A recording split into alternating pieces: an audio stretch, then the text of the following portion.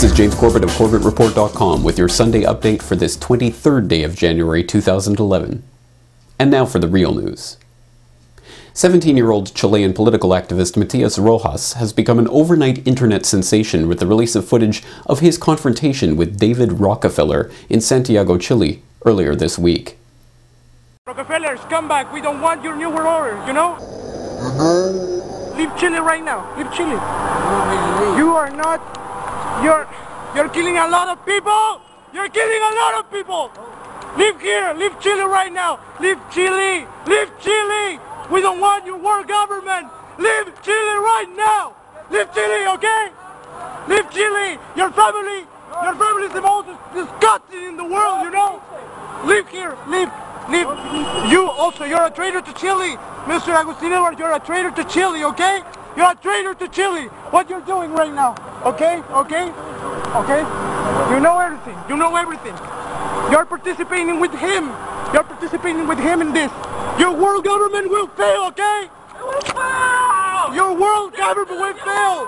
Will fail! Will fail! You know it! Leave Chile right now! We don't want you here! We don't want your disgusting thing here!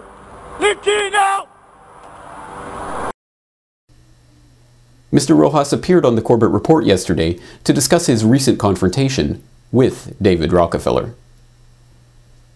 We arrived to the airport at 1 p.m. and according to this information, David Rockefeller was coming in a commercial plane. I didn't believe it at the beginning because I thought that maybe my source, who has another source, he was wrong and they have a feed into some disinformation. But indeed it happened. And we were running around like at 1 p.m. in the airport and trying to catch him, catch Rockefeller. And we lost a lot of hope. We asked people, where does a famous person comes out of the airport? From some special door, some special entrance, something like that. But no one knew. Then we turned around to leave the place and we were losing all hope, you know, and he was there. Suddenly he appeared in front of us. Leaving the big building and entering to this car where Agustin Edwards was. It was a little time frame since he left the building of the airport, like 60 seconds, and he entered to the car. So it was like a miracle for me. He was in front of us, so I took my camera and I confronted him. The video of Rockefeller being confronted in Chile has now gone viral, having been seen online hundreds of thousands of times, and having forced mainstream media in Chile, including CNN, to not only admit that the incident occurred, but attempt to address the reasons why the Rockefellers might be so reviled. That David Rockefeller himself, the 95-year-old patriarch of the family and sole surviving member of the third generation of John D. Rockefeller's band of robber barons, should be the target of South American vitriol is no surprise, given his documented role in the promotion of the now-defunct free trade area of the Americas, a proposed attempt to further the neoliberal agenda of sovereignty destruction and economic subjugation under the guise of globalization. Vice President, I just enjoyed so much your whole speech, but I was particularly pleased that you gave such a strong endorsement for the free trade agreement for all the Americas, subject that has been of great concern to me for many years, and particularly recently, and I think it's absolutely essential for the strength of our economy. Rockefeller's role in the drive for an FTAA was a lot more central than he portrays. Rockefeller cultivated Latin American leaders who could be counted on to support such a proposal. Both the 1994 Miami Summit and the FTAA proposal were conceived and nurtured by a Rockefeller-created network. Prominent among the organizations sponsoring the Miami event were the Council of the Americas, founder and honorary chairman David Rockefeller, the Americas Society, chairman David Rockefeller, the Forum of the Americas, founder David Rockefeller, the Institute for International Economics, financial backer and board member David Rockefeller, the Trilateral Commission, founder and honorary chairman David Rockefeller. Although the Rockefeller family was the object of America's scorn in the 19th and early 20th centuries, when John D's ruthless pursuit of money and power was still fresh in the mind of a public wary of the world's first billionaire and his unimaginable political clout, The family has managed to mitigate that image of unbridled avarice in the quest for political dominance by first inventing the PR industry and then using it to convince the world that the family is interested only in philanthropy and charity. In contrast to the carefully cultivated image of the family that gave their wealth away in the interest of humanity, is the reality that the Rockefeller family has been instrumental in furthering the aims of the international oligarchical power structure that has been manipulating world events for generations. The Rockefellers have been the driving force behind the promulgation of eugenics and depopulation programs throughout the world in the 20th century.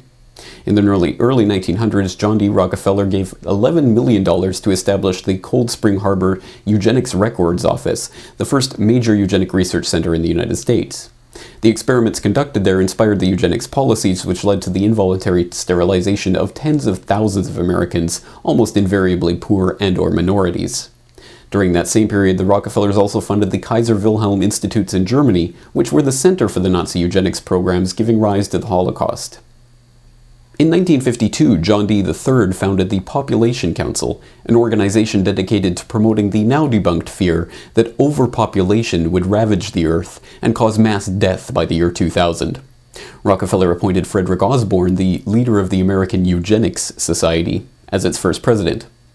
In the 60s, the Rockefellers funded a WHO-administered task force on vaccines for fertility regulation that developed anti-fertility vaccines, a task force that eventually succeeded in developing an anti-HCG vaccine that caused spontaneous abortions in vaccinated women. In the 90s, WHO-administered tetanus vaccine programs in multiple countries were racked with scandal when it was discovered that vaccines were laced with HCG and causing spontaneous abortions in the third world populations who were being unknowingly injected with them. David Rockefeller continues to promulgate the same overpopulation fear-mongering, always framing the problem so as to posit the United Nations as the only solution, without noting that the UN was built on land donated by his family on the ashes of the League of Nations, an organization founded by Rockefellers and their family allies. Last year, David Rockefeller hosted a meeting of billionaires including Ted Turner, George Soros, Bill Gates, and others, at which they concluded that overpopulation was the world's most pressing problem. In 1973, David Rockefeller penned an obituary for communist dictator Mao Zedong, the man personally responsible for more deaths than any other human in history, in which he praised the high moral and community of purpose engendered by Mao's leadership and claimed his bloody dictatorship and slaughter of 60 million of his own citizens to be one of the most important and successful dictatorships in history. Although the footage of Rojas' confrontation has struck an instant chord with those around the world familiar with the Rockefeller family ties to international finance, globalist organizations, the eugenics movement, and other genocidal programs, this is by no means the first time David Rockefeller has been confronted by a new generation of informed citizen journalists empowered by 21st century technology.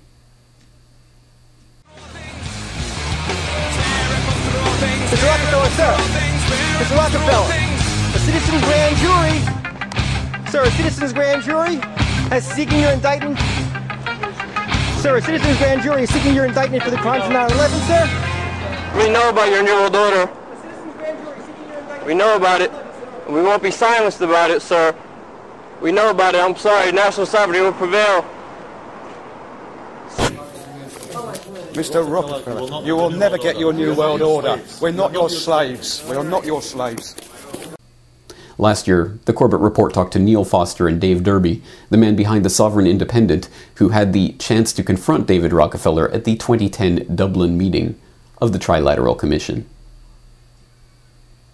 It was just chance because, it was on the Sunday morning and the talks were all over by then, but there was still the trilateralists all there. A lot of them would have been there on Sunday. So, and we decided to make our way back down and get some breakfast and that. We stayed in Dublin overnight and we went to get some breakfast and the place where we went the day before was closed. So at that point, like Neil said, we said, well, why don't we go to the Four Seasons where the trilateral was being held, just for the crack, So we went down and everything just fell into place. And where we sat, there was no special reason why we sat where we did. We just sat there, and it just happened to be the place where Rockefeller walked straight past us. So what are the chances of that happening? Everything fell in place for us. It's almost divine. Now please go to CorbettReport.com to download episode 170 of the Corbett Report podcast, The Coming Anastrophe, where we ask what Frank Capra's 1946 Hollywood classic It's a Wonderful Life has to teach us about the revolutionary nature of community.